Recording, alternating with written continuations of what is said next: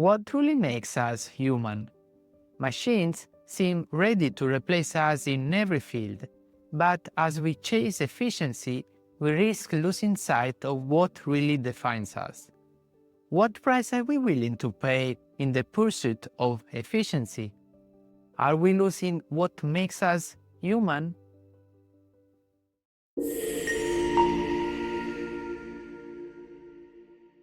Welcome to Luminal Thinking, the place where we explore challenging questions in philosophy, science, technology, and more.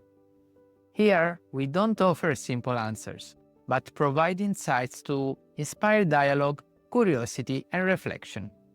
If you want to join this journey, subscribe to the channel and stay updated on our content. Throughout human history, there's always been the fear of becoming useless, of no longer being indispensable to society.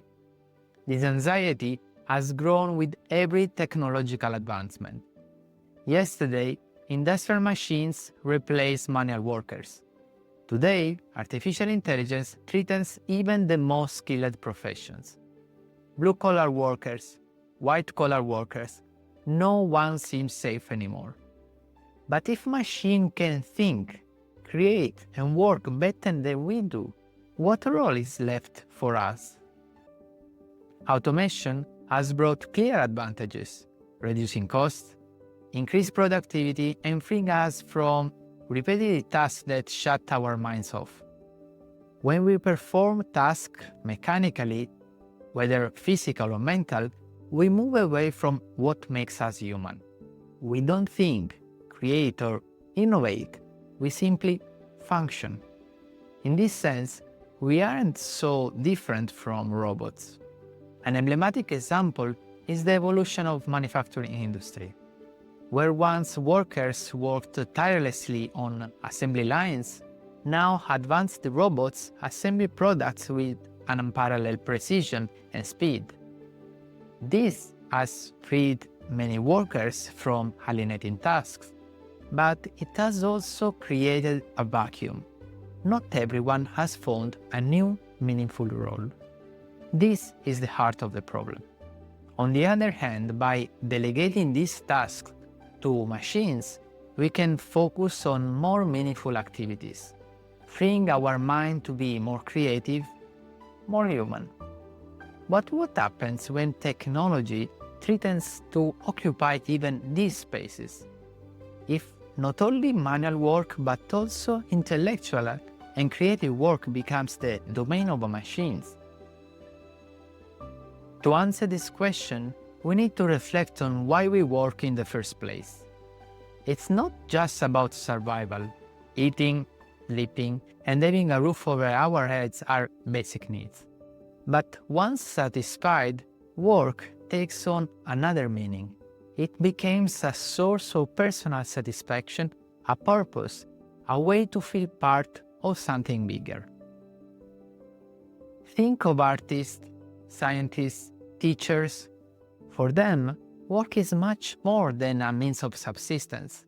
It's a vocation. A painter doesn't paint just to sell paintings, but to express emotions, to communicate with the world. A teacher doesn't just transmit notions, but shapes minds and inspires futures. These are experiences that transcend the simple concept of work. And yet, many of us fall into a distorted mindset, accumulating possessions, chasing wealth. The happiness paradox teaches us that beyond a certain point, money doesn't increase life satisfaction. And in general, people's happiness depends very little on variation in income and wealth. So why do we chase after something that does not really make us happy? When we make money the sole purpose of our work, we stop being human.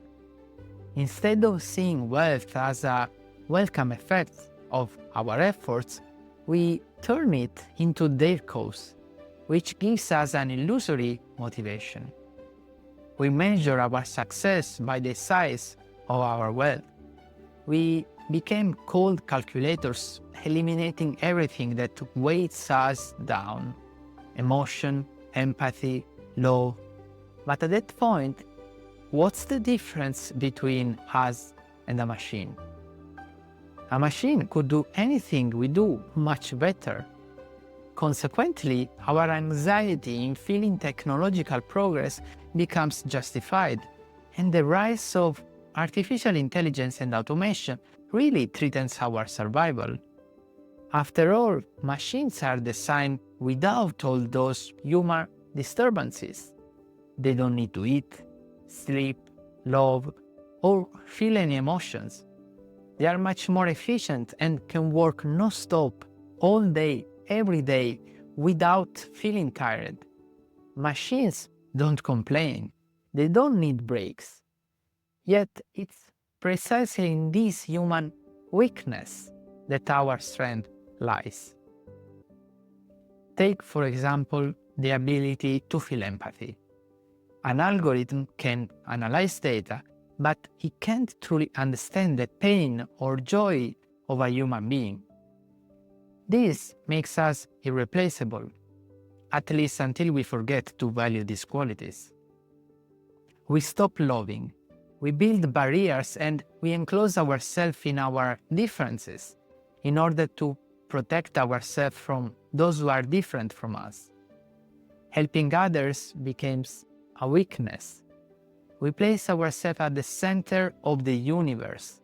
Everything must revolve around us, and everyone must conform to our thinking and desires.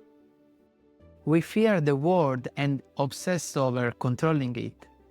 A society obsessed with efficiency risks losing sight of what truly matters. Think about human relationships.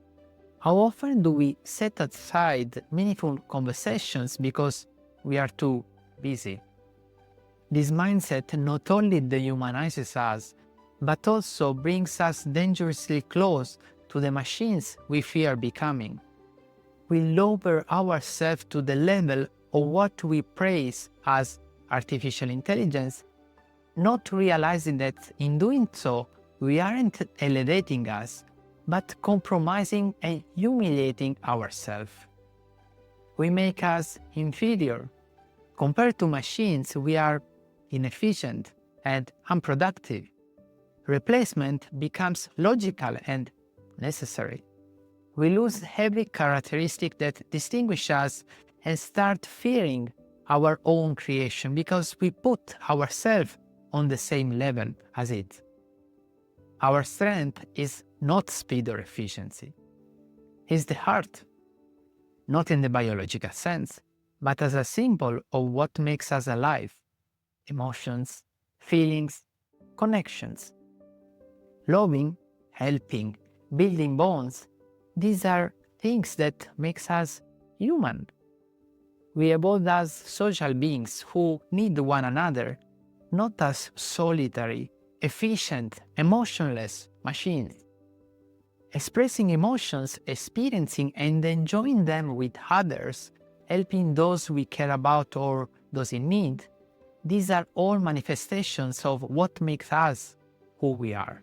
Our value is not perfection, but imperfection.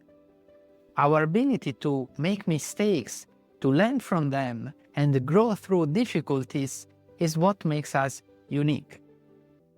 Furthermore, we have an innate need for meaning. Machines can process data, but they do not ask why. We do. Every great human achievement has been born from this search for meaning. It wasn't a mathematical calculation that drove us to explore the universe or write an immortal poetry. It was curiosity, passion, the desire to go beyond. If we want to meet the challenges of the future, we must rediscover our human nature. We shouldn't fear technology, but remember that its purpose is to serve us, not replace us.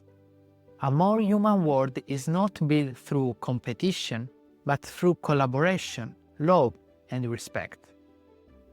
This means rethinking our priorities, Instead of asking how can we be more efficient, we should ask how we can be more human. How can we build stronger communities, deeper relationships, and more meaningful lives? We still have a long way to go to understand how we coexist with the technology without losing ourselves. Being human means choosing to live, not simply functioning. It's up to us to decide who we want to be. In the end, what distinguishes us from machine isn't our intelligence, but our humanity. The question is, what will you do today to nurture it?